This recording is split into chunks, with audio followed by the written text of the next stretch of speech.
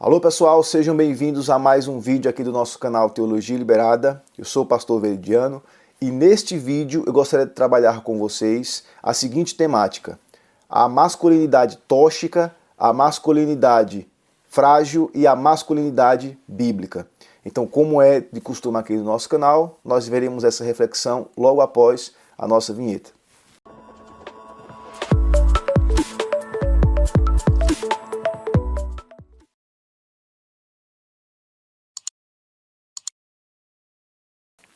Mas o que é masculinidade tóxica?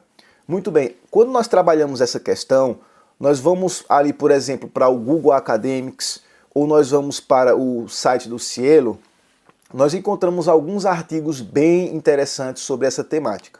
E nós começamos a perceber que o interesse desse tema, ele recai sobre as ciências sociais e também especificamente no campo das psicologias, ou da psicologia. Então vamos lá. O que é masculinidade tóxica? Vamos tentar conceituar isso.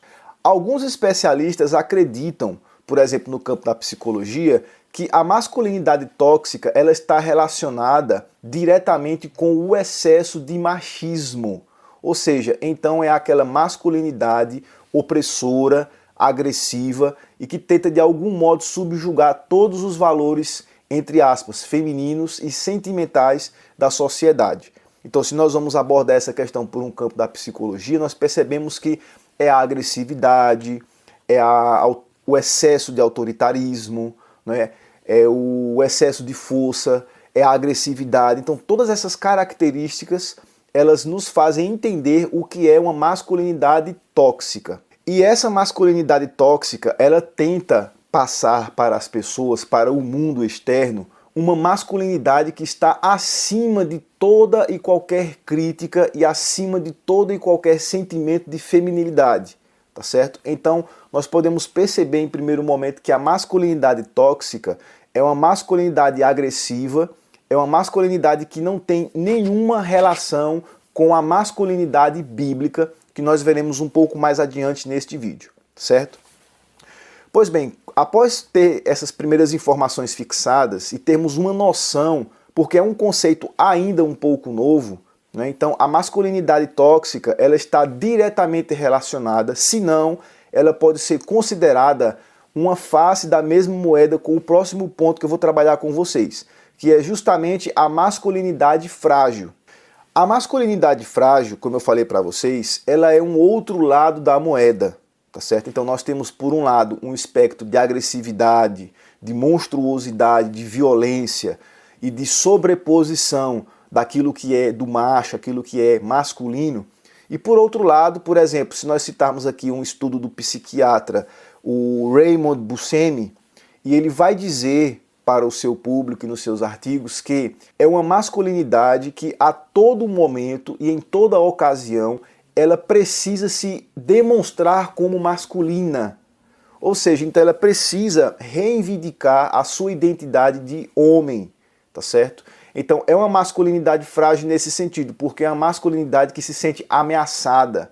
Essa masculinidade, ela não é considerada uma doença mental, tá certo? Então, primeira coisa que a gente tem que fixar. Contudo, ela é um reflexo de uma cultura que sobrepõe ao homem da sociedade uma imagem fantasiosa, uma imagem muito idealizada de que o homem não pode chorar, o homem não pode expressar seus sentimentos, o homem não pode ser vaidoso, o homem tem que ser forte, o homem tem que resolver problemas a todo custo. Então perceba que o produto, né, dessa imposição cultural gera, segundo o Raymond, essa masculinidade fragilizada. E por outro lado, nós temos a ascensão do movimento feminista, a reivindicação feminina por direitos iguais, por salários iguais e tudo mais, e toda essa agenda ideológica que foi imposta na sociedade e essa luta por direitos. Então, quando nós falamos de masculinidade frágil, por um lado nós estamos falando dessa masculinidade que é oprimida por esses valores absurdos e fantasiosos que a sociedade, né, tenta impor sobre o ombro dos homens. E por outro lado, a masculinidade frágil, ela também poderia ser considerada como fruto da ascensão dos movimentos feministas e da luta feminina por direitos. Ou seja, então é como se o homem ele se sentisse ameaçado por toda essa conjuntura e ele precisa se impor a todo momento que ele é homem, que ele pensa como homem, que ele age como homem. Do contrário, é como se a sua masculinidade estivesse sob ameaça. Então por isso que eu falei para vocês que a masculinidade tóxica e a masculinidade frágil, elas são dois lados da mesma moeda. E qual é esta moeda? É justamente a crise da masculinidade do século 20 e 21. Pois bem, após fixarmos essa tentativa de conceituar o que é masculinidade tóxica e o que é masculinidade frágil, vamos apresentar para vocês e vamos refletir na masculinidade bíblica. A masculinidade que ela é atemporal, a masculinidade que é uma masculinidade idealizada por Deus e proposta à sua criação. Em Gênesis 2, versos 7 e 8, nós percebemos que o homem é a única criatura formada diretamente das mãos de Deus. Todas as demais criaturas, toda a criação, ela foi feita mediante a palavra de Deus, tá certo? Mas o homem é uma criatura especial que Deus forma com as suas próprias mãos e sopra no seu nariz o fôlego de vida, tá certo? Então o homem é a única criatura que reflete a imagem de Deus na criação, tá bom? Então, por um lado, nós percebemos esse papel especial que o ser humano tem. E Deus cria um jardim e coloca o homem para tomar conta, para ser mordomo, para ser jardineiro, por assim dizer, para tomar conta da criação. Então o homem ele foi colocado pelo relato da Bíblia, né? Então essa é a primeira característica da masculinidade bíblica. O homem ele é mordomo da criação, ou seja, ele é aquele que deve governar e deve tomar conta de tudo aquilo que foi criado. Muito bem, e antes de prosseguir nesse vídeo, se você chegou até aqui, por favor, se você não é inscrito no nosso canal, se inscreve no nosso canal para você não perder nenhum dos nossos conteúdos. Deixe o seu like se você gostou. Se você puder também, compartilhe o nosso conteúdo, que isso nos ajuda a alcançarmos mais pessoas com conteúdo teológico de qualidade, tá bom? Então vamos continuar com o nosso vídeo. Pois bem, quando nós falamos dessa masculinidade bíblica, por exemplo, nós vamos ver lá no texto de Gênesis 2, versículo 15, que Deus ele colocou o homem no jardim para lavrar e para guardar o jardim.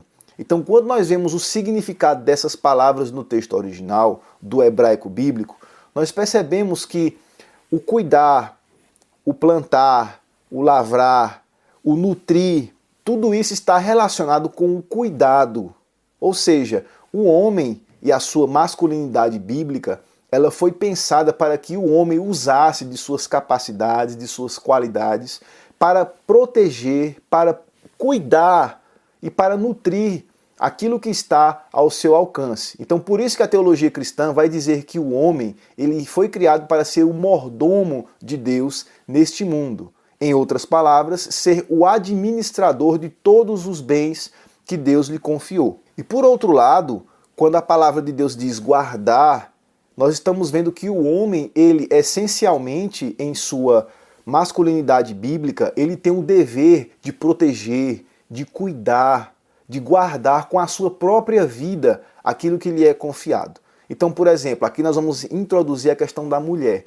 Então, o homem, ele é coroa da criação, mas a mulher foi a criatura feita por Deus para estar em pé de igualdade, para estar à altura da sua coroa da criação, que é o homem. Então, o homem ele não é superior nem inferior à mulher, nem vice-versa. Um complementa o outro conforme o relato bíblico.